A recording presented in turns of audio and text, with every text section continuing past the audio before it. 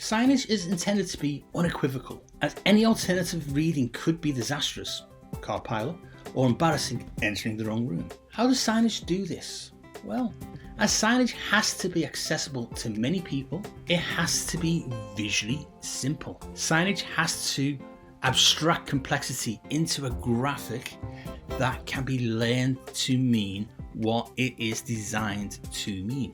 People have to learn that. When they see the particular example of signage, it means this now. This learning is achieved with other forms of graphic design outcomes, such as the highway code books to visual displays on notice boards are the key to the signage used within a particular context. People have to have contextual memory that at different times of day, different forms of signage address different pieces of information to them.